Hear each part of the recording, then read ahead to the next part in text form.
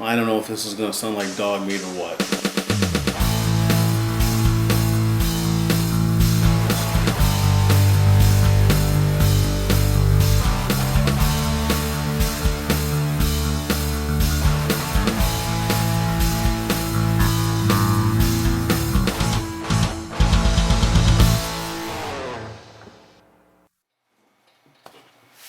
Hey folks, welcome back. I may have mentioned to you that I have some pretty awesome acquaintances who are very, very gracious in allowing me to bring their instruments into the shop here and show you different things, and I get to learn from that as well. One of my buddies, he's offered to let me have this and bring it over a couple of different times, and I just really didn't want to do it because it's so super cool, at least in my mind, maybe even more so than his, I don't know. But he finally convinced me last night, and so now I'm going to show you this. If you've been following Rattlecan for some time, you may have seen a picture of this. I think it was on the Facebook a while back, but I'm going to bring this up and show it to you now, and it's just good gravy. It's so awesome. Oh, it's a monster for one thing. This is kind of cool because this is where she comes from. My understanding is that this belonged to my buddy's stepdad's dad, who played in a band and they played luau music, and they were gigging musicians, and they played all the time, and apparently this was the instrument of his choice. So I'm going to open this up, and the angels are going to sing.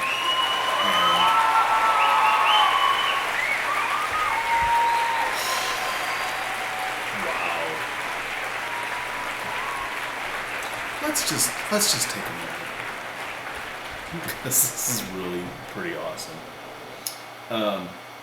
Actually, I'm going to take this out of here and put this over on the side, and we'll get the case out and we'll take a look at this. It is no small feat to move this thing around.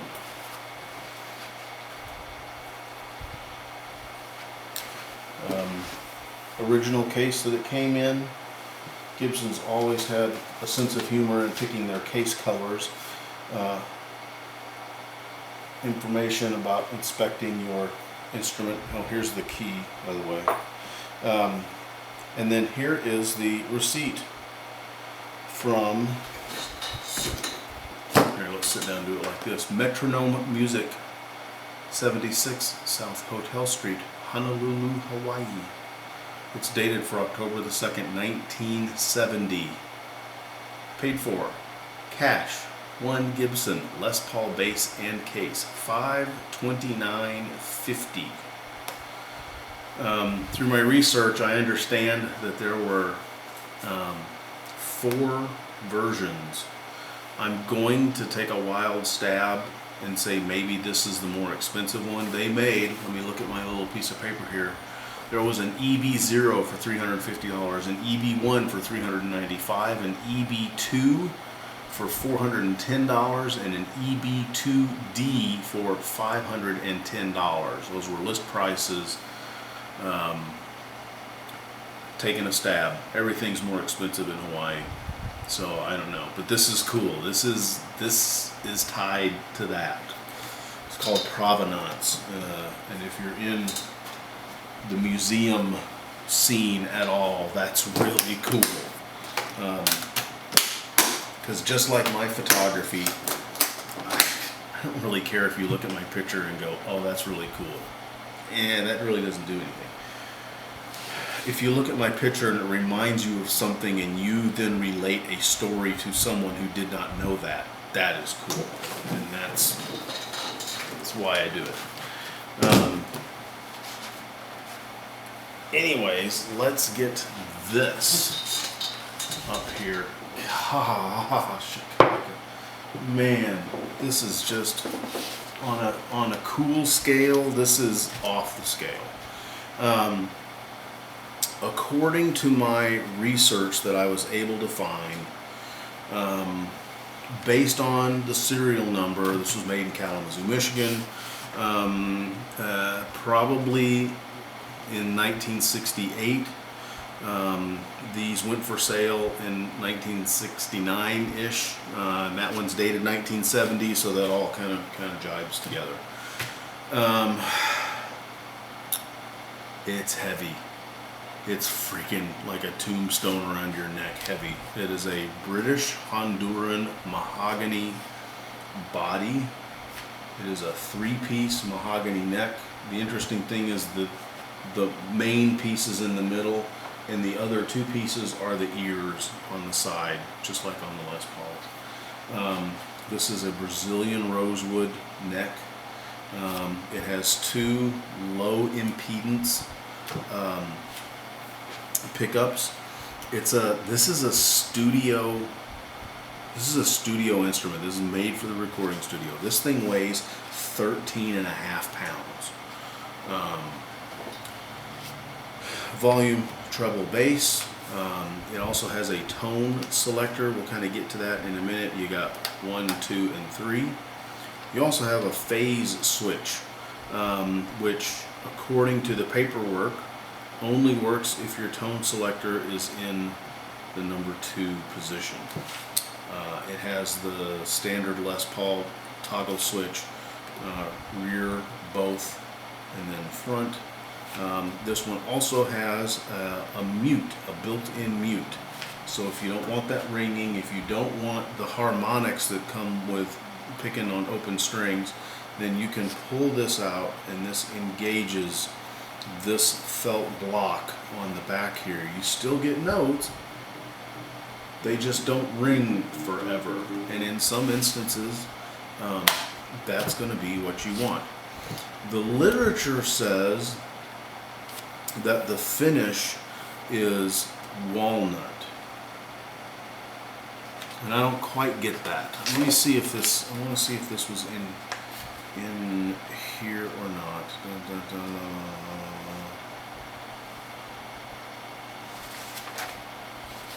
You can see these very nifty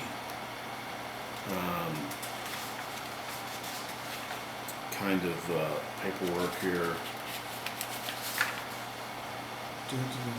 Here it is, finish.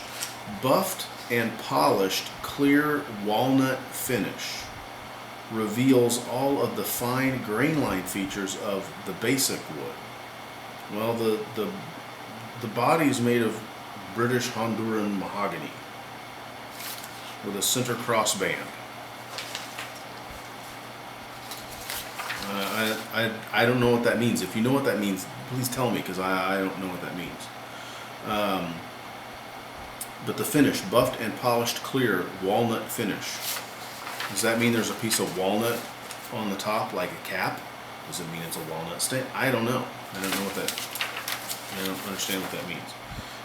Anyways, mother of pearl, Gibson name and inlay, Schaller tuners,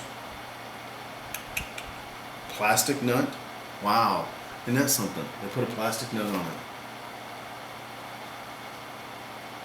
30.5-inch scale length. Now the other thing is that my buddy has said that when he got this guitar years ago, these were the original flat wound strings that had been on it for who knows how long. So I don't have any idea how old these strings are. Let's flip it over and look at the back. And it is just 10 ways to gorgeous. It really, really is. Let me move this and we'll look at the headstock there. Les Paul bass.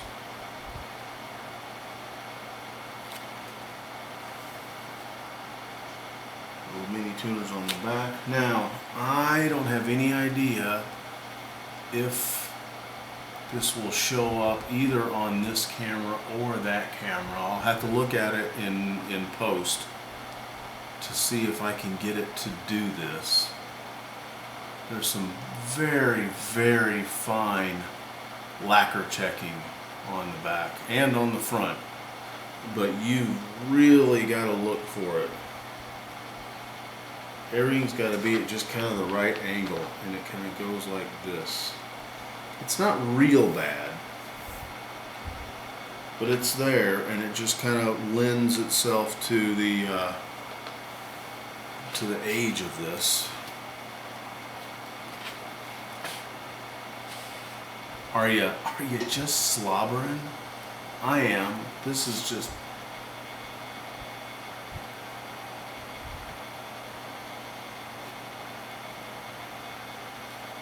I just want to sit and look at it because it's just, I'm a Les Paul guy who has become a bass guy.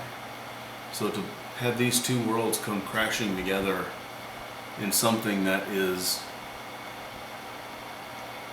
4 years younger than I am is super cool. There's a crack right here where the body goes together. A little bit of a finish crack. You kind of same feel it over here as well. Not a huge deal. I'm just over the moon with this. Now, according to the 14th edition Blue Book of Electric Guitars,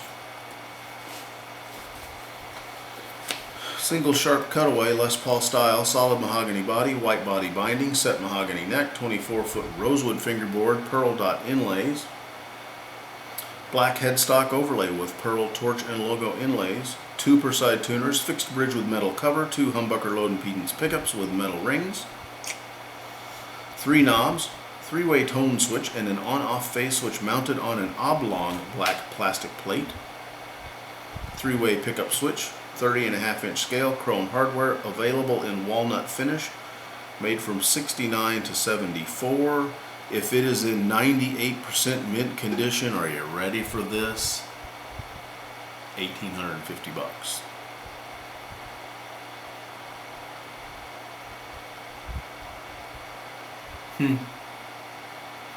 I don't know if the price is,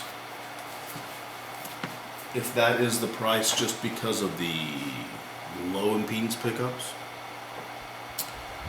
I don't know. It's totally awesome. I told the guy it's a family heirloom to him, and I told him, I said, don't you ever sell that guitar, but if you ever sell that guitar, you better sell it to me. Alright, we're going to take a look here. Hopefully this will show up on the top-down camera. If you look in there, you can see the adjustable saddles where you can set your intonation, and it has this nifty cool cover over the top as well. I can't, from my position here, quite see that. It looks like you'll be able to see that. It's twisted a little bit. You can see back in there. And then I'm going to engage this, and you can see that pad, how it's now moved up, and it's resting right across the bottom of those strings.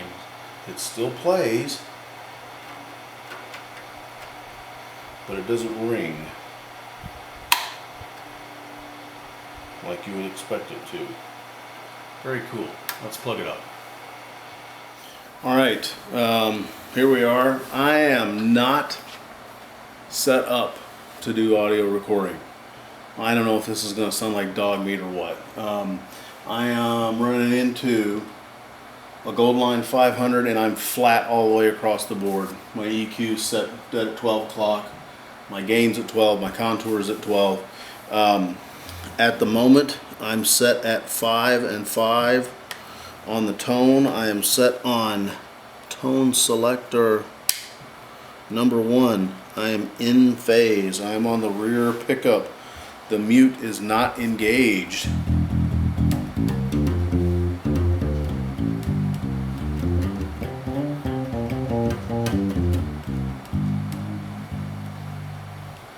Am I up all the way? Yep.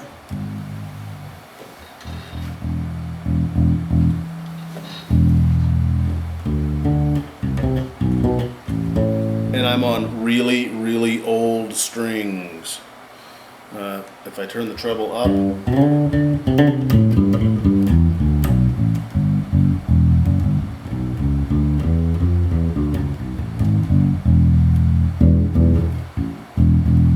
let's go to both.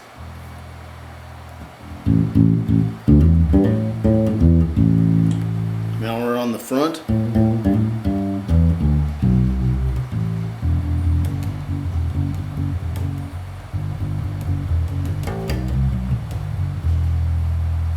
Let's go to mode 2. I should back that treble down halfway just so we can kind of compare again. Now we're on the rear pickup again.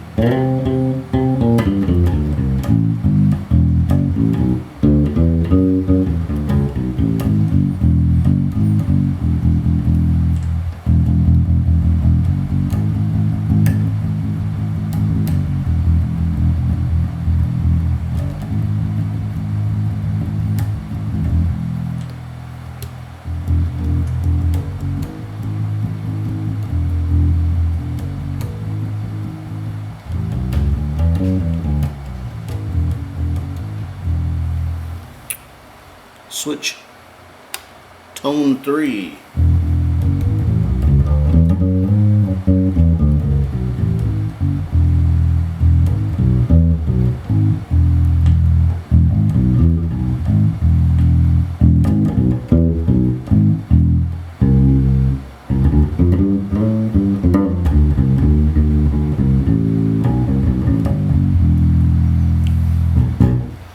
Let's go middle switch in phase.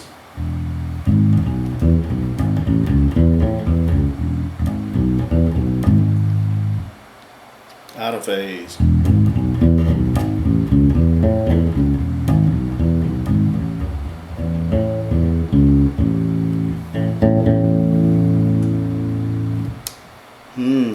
Cool. It's just fun. This is like super balls. And that's at 5. Let's just go crazy at 10.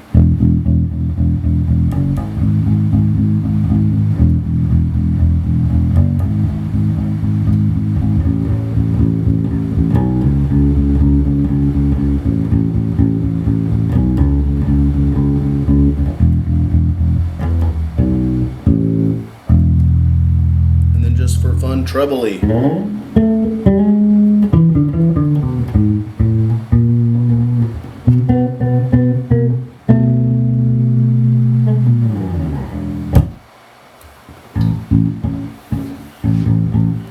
Here, we'll do this.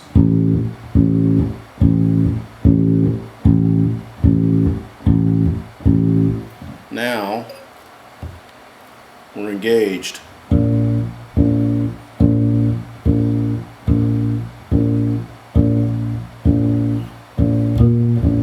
Woo! I'd say the intonation's a little off. Yeah, here we are. There's intonation. I'm a half step sharp.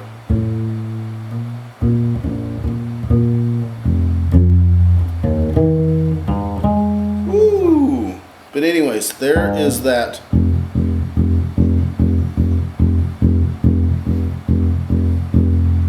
There's that muting action. Let's take it off.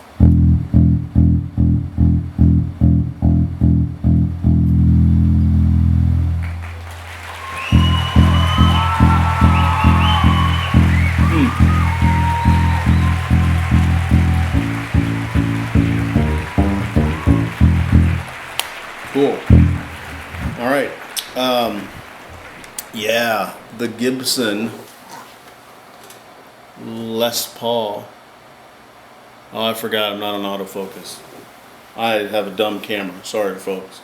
The Gibson Les Paul bass, 1968, 69-ish, 13.5 pounds of Honduran mahogany love, low impedance fun.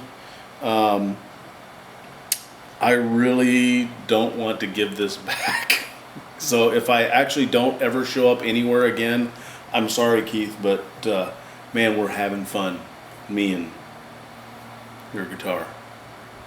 So, hey, thanks for letting me share it with the world. It's a great, great piece of work. Showcased by the world's marginally okay bass player, which would be me. Hey, thanks for tuning in, folks. Check back.